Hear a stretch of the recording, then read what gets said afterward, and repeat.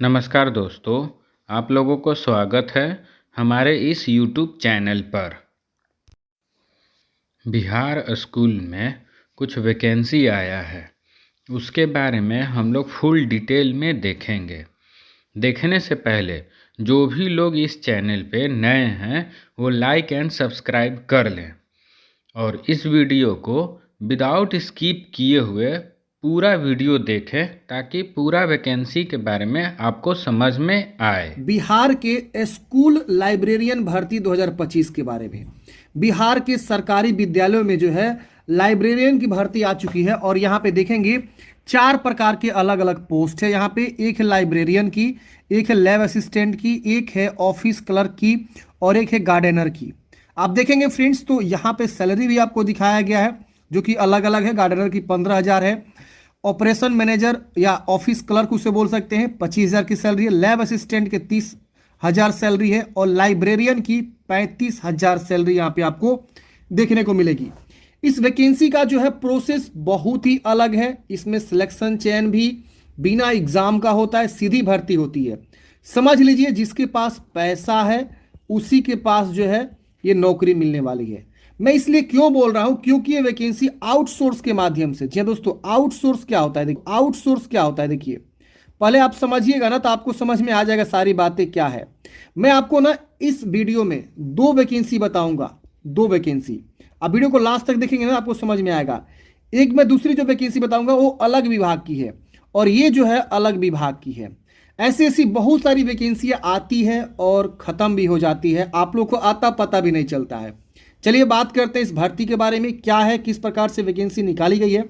देखिए ये वैकेंसी जो है राज्य शिक्षा शोध एवं प्रशिक्षण परिषद महेंद्रपटना के द्वारा ये निकाला गया है। यानी बिहार का जो state council of education research training है, विभाग है, ये शिक्षा विभाग का एक जो है बॉडी है, तो उसके द्वारा ये वैकेंसी निकाली गई है। और यहाँ जो है देख सकते हैं निदेशक का जो है यहाँ पे इस तरह से जो है लेटर हेड पेड है। इसमें जो है 21 दिसंबर की डेट में नोटिस है।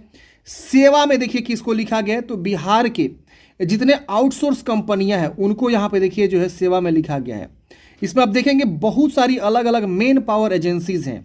ये सारे एजेंसीज जो है क्या क्या है, मेन पावर वाली है। अब देखेंगे ये अलग है, ये अलग है, ये अलग है, ये अलग है, सबका नाम यहाँ पे जो है लिखा हुआ। आप यहाँ पे पढ़ेंगे तो आपको थोड़ा सा जो है कहीं ना कहीं नाम सुने भी होंगे और नहीं भी सुने होंगे। नहीं भी सुने तो कोई उससे बात नहीं है, कोई दिक्कत नहीं है। आपको थोड़ा सा जानना ये जरूरी है कि ये वैकेंसी किस प्रकार से है, ये आपको जानना है और इसमें आपका चयन कैसे होगा मैं आपको बताऊंगा ना, बस उतना आपको कर लेना है। क्या करना है इसकी भी हम यहाँ पे जानकारी आपको देने वाले हैं। देखिए इनको जो है क्या है, लेटर लिखा गया है किनको, 2 में सेवा में देखिए किसको रखा गया है, इन सारी कंपनियों का। देख रहे ना, कोई लिमिटेड है, कोई प्राइवेट लिमिटेड है। अब इनसे बोला गया कि हमें जो है मेन पावर की आवश्यकता है। किसकी आवश्यकता है? मेन पावर की। अब मेन पावर क्या होगा भाई? मेन पावर मतलब लोगों की आवश्यकता है। कहाँ पे आवश्यकता है? तो देखिए बिहार के जितने भी डाइट कॉलेज है, सरकारी संस्था जो डाइट है बिहार में, अभी मैं आपको लिस्ट भी दिखाऊंगा किस जो है डाइट कॉलेज में कितनी वैकेंसी है। उनको जो ये टेंडर मिला हुआ है, देख रहे हैं यहाँ पे, उपयुक्त विषय के संबंध में कहना है कि यहाँ देखिए महाशय, ये आपका जो है अंतर्गत मानव बल की सेवा उपलब्ध कराने के संबंध में, देख रहे हैं ना, ये आपका जो एक टेंडर आईडी है। इसके अंतर्गत जो है मानव बल की सेवा उपलब्ध कराने के संबंध में जो है इनको जो है लेटर लिखा गया है इन सारी कंपनियों को। विषय यही है, बताया गया कि महाशय उपयुक्त विषय के संबंध में कहना है कि यहाँ पे टेंडर के द्वारा आपकी एजेंसी को librarian, lab assistant, operation manager, office या क्लर्क, गार्डनर, मानव बल उपलब्ध कराने हेतु चयनित एवं सूचीबद्ध किया गया है। मतलब इन सभी एजेंसियों को जो है लिस्टिंग किया गया है बिहार सरकार के द्वारा कि आप जो है हमें मानव बल उपलब्ध कराएंगे, यानी जो है लोगों को हमें देंगे काम करने के लिए। अब यहाँ पे इनको चयन कर लिया गया इन सारे एजेंसी को।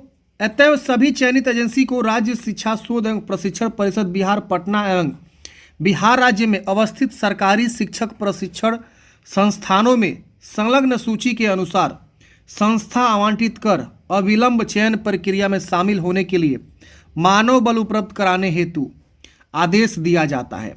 यानी इन सभी जो है एजेंसी को ये लोग जो है आदेश दे रहे हैं कि हमें जो जल्द से जल्द मानव बल उपलब्ध कराएं, जो कि यहाँ पे बताया गया कि राज्य शिक्षा शोध संस्था प्रशिक्षण परिषद बिहार पटना को इनको जो है क्या करना है, मानव बल प्रोवाइड करना है। प्रत्येक एजेंसी से एक एक रिक्त के विरुद्ध 4 मानव बल की सूची, यानी वैकेंसी क्या है, 4 गो है। कौन कौन सी वैकेंसी है फ्रेंड्स, देखिए यहाँ पे आपको वैकेंसी मिलेगा। एक है लाइब्रेरियन, एक लैब असिस्टेंट, एक आपका क्लर्क की वैकेंसी है, एक गार्डनर की वैकेंसी है। तो हर एक एजेंसी से एक एक पद जो है ये लोग जो है मानव बल के लिए मांग रहे हैं कि हमें एक एक लोग चाहिए। अब इनका दिनांक जो है 27 दिसंबर 2024 रखा गया था कि आप जो है सभी सूची, सभी जो अपेक्षित हैं उनको जो है इतना तक जो है अपना आवेदन जो है क्या करना है, कार्यालय में जमा करना है। मतलब इन सभी मानव बल को, मतलब ये सभी कंपनियों को जो है क्या करना है, मतलब जो है सीवी जो है, सीवी सहित जो है जो भी कैंडिडेट्स हैं उनका जो है जमा करना है। परिषद को प्राप्त सूची में से मानव बल की स्क्रीनिंग प्रक्रिया संबंधित सूचना ईमेल के माध्यम से परिषद द्वारा ससमय दी जाएगी। स्क्रीनिंग कमेटी के द्वारा चयन हेतु अनुशंसित मानव बल की सूची संबंधित सेवा प्रदाता एजेंसी को परिषद द्वारा अलग से कार्य देश के माध्यम से प्रेषित किया जाएगा। मानव बल की सेवा निम्नांकित तालिका अंकित दर के अनुसार यहाँ पे सुनिश्चित करें। अब लाइब्रेरियन की सैलरी 35,000, लैब असिस्टेंट के इतना, और क्लर्क के इतना, और गार्डनर की वैकेंसी का इतना, ये लोग जो है सैलरी क्या करेंगे, आउटसोर्स के माध्यम से ये लोग हायर कर रहे हैं। अब यहाँ देखेंगे इसमें बताया गया उक्त सभी दर कर सहित है, मतलब इनकम टैक्स सहित है। इसमें से कुछ टैक्स कट जाएगा आपका, कुछ पीएफ कटेगा, बहुत सारी चीज़ें कटेगी। तो कुछ पीएफ वाला तो पैसा आपके हाथ में मिल जाता है, लेकिन टैक्स वाला जो है थोड़ा सा पैसा कट जाता है जो सरकार के खाते में जाता है। तो 18% जीएसटी यहाँ पे 2 बार कटेगा, 18% यहाँ से घटा लेंगे सैलरी में से। इसके अतिरिक्त केवल एजेंसी को सेवा शुल्क इतना % अलग से दे होगा। अब 3.85% जो है एजेंसी भी इसमें से काट लेगी, जिसकी गणना जीएसटी जोड़ने के पूर्व अंकित बिल की राशि पर की जाएगी। ये देख सकते हैं यहाँ पे सिग्नेचर विश्वास भाजन निदेशक का। अब नीचे आएंगे तो यहाँ पे देखिए डाइट का जो है कॉलेज का नाम दिया हुआ है, जैसे कि आप देखेंगे ये जो है आपका इस कंपनी को ये 3 जगह जो है मिला हुआ है, जो कि ईस्ट चंपारण की ये जो है डाइट कॉलेज है, DIET East Champaran, DIET Dariyapur और डाइट लखीसराय, ये 3 जगह की इस कंपनी को मिला हुआ है।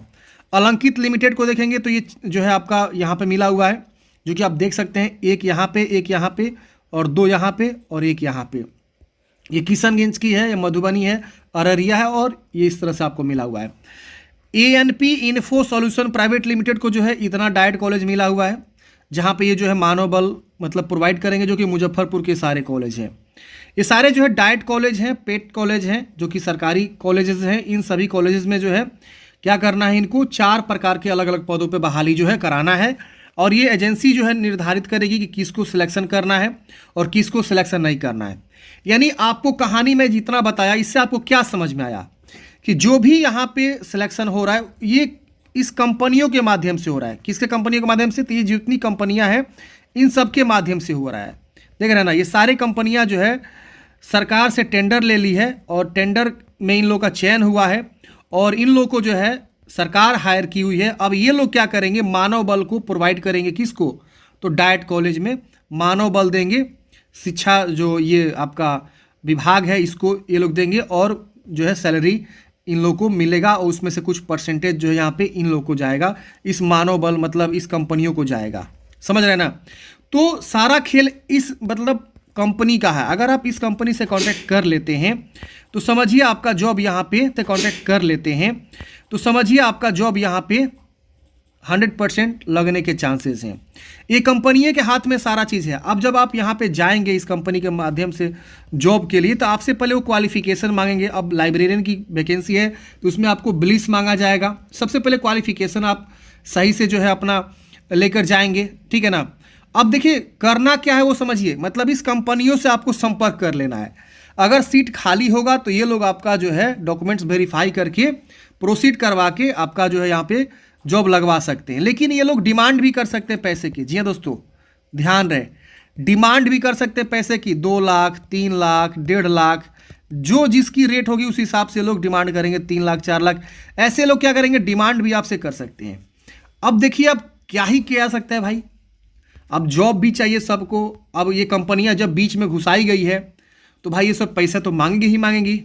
ऐसी बात थोड़ा है कि ये लोग टेंडर जब देते हैं तो किसी न किसी को जरूर पैसे देते हैं ताकि इनका भी सिलेक्शन हो।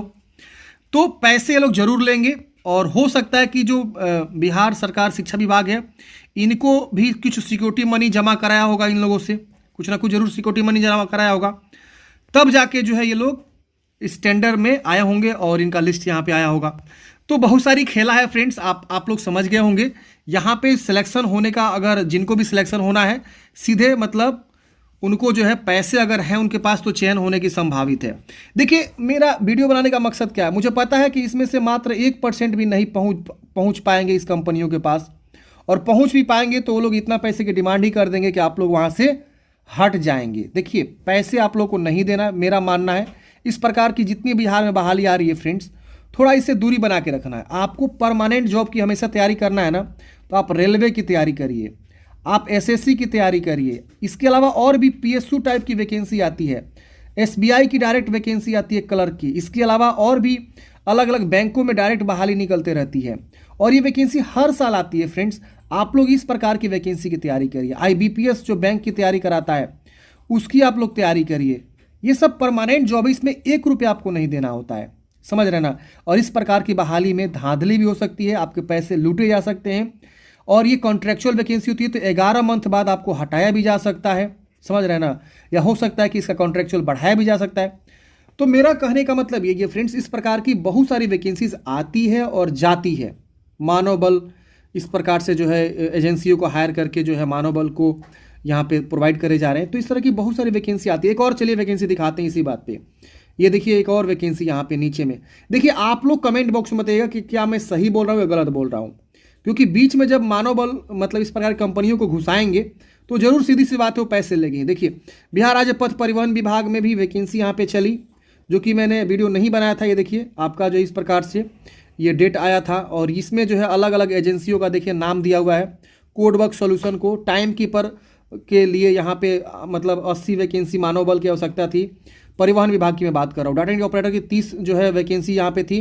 अब देखिए प्रति मानव बल प्रतिदिन के दर के हिसाब से ये लोग जो है रेट भी निर्धारित कर दिए हैं जिसको इस कंपनी को मिला था। इसमें आपको देखेंगे तो और भी बहुत सारा उर्मिला भी यहाँ पे आप देखेंगे तो ऑफिस क्लर्क के पोस्ट के लिए यहाँ पे 70 पोस्ट इनको मिला था।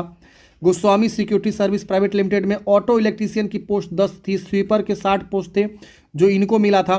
फोरमैन की 10 वैकेंसी थी। स्टोर क्लर्क के 50 वैकेंसी थी। आर्टिसियन की 40 थी। अकाउंट एग्जीक्यूटिव 50 वैकेंसी थी। हेल्पर के 40 वैकेंसी थी। देख रहे हैं तो ऐसे करके जो है बिहार राज्य पथ परिवहन विभाग निगम में बहाली निकाली गई थी और ये बहाली सब का सब संपन्न हो चुका था। क्षेत्रीय कार्यालय पटना, मुजफ्फरपुर, दरभंगा, पूर्णिया, भागलपुर, गया में आपके जो भी प्रतिष्ठान होते हैं बस स्टॉपेज बनाया गया है। फुलवार शरीफ, पटना 6 क्षेत्रीय कार्यालय में यहाँ पे जो है इनका जो है बहाली यहाँ पे कंडक्ट किया गया और सब कोई ज्वाइन हो चुके हैं, सब कोई कहीं ना कहीं काम कर रहे हैं। देख रहे हैं ना। तो इस तरह की बहाली जो है बिहार सरकार कर रही है अलग अलग विभाग में आउटसोर्स के माध्यम से। यानी ये कंपनियां जो है बिहार सरकार को मतलब लोगों को देगी काम करने के लिए और कुछ बीच में कमीशन यहाँ पे कमाई होता है और बिहार सरकार जब चाहे तब जो है इन लोगों को हटा सकता है। बिहार सरकार के यही बेनिफिट है क्योंकि वो परमानेंट एम्प्लॉई अगर रखना चाहता है तो रखेगा, नहीं रखना चाहता तो हटा भी सकता है। तो बिहार को एक बेनिफिट होता है और कंपनियां बीच में कमीशन कमाती है और इसके अलावा जॉब लगाने के नाम पे भी बहुत सारे पैसे ऐंठती है। लाख, 1.5 लाख, 2 लाख, 3 लाख, 4 लाख, जिस प्रकार की वैकेंसी, जिस प्रकार की सैलरी उस प्रकार से लोग पैसे लेते हैं। तो आपको कहानी समझ में आ गया होगा और इस प्रकार की बहाली जो भी है मतलब ज़्यादा छानबीन करेंगे उन्हीं को जो है ये देखने को मिलता है, बाकी जो लोगों को नहीं मिलता है। बस ऐसे ही बिहार में बहाली हो रही है। बिहार में नहीं फ्रेंड्स, यूपी में भी सारा का सारा कॉन्ट्रेक्चुअल बहाली हो रही है। जितने भी ऑफिसेज हैं, ब्लॉक हैं, कार्यालय हैं, स्कूल्स हैं या और भी जो भी केवीएस विद्यालय हैं, सब में संविदा कॉन्ट्रेक्चुअल एजेंसी के माध्यम से बहाली कंडक्ट करी जा रही है। छोटे छोटे एजेंसी, छोटे छोटे इस प्रकार की कंपनियां जो है बनी हुई है। ये लोग जो डायरेक्ट गवर्नमेंट से टाई अप कर ले रहे हैं और गवर्नमेंट को ये लोग मानव बल यानी जो है लोगों को दे रहे हैं और जो है वो लोग बीच में कुछ कमीशन कमाते हैं और सरकार के फायदे होते हैं और कंपनियों का भी फायदा होता है और हम जैसे बेरोजगारों का नुकसान हो जाता है। तो आई होप आप लोग समझे होंगे। आपके मन में कोई भी डाउट्स है, कमेंट बॉक्स में पूछिएगा। आपके मन में क्या राय है, क्या इस प्रकार से बहाली होनी चाहिए, नहीं होनी चाहिए? अब देखिए अच्छे खासे पद हैं यहाँ पे, देख रहे हैं ना। अब सरकार की क्या ही बताए, अब आप लोग सोच के हमें कमेंट बॉक्स में बताइएगा। मिलते हैं किसी नेक्स्ट वीडियो में।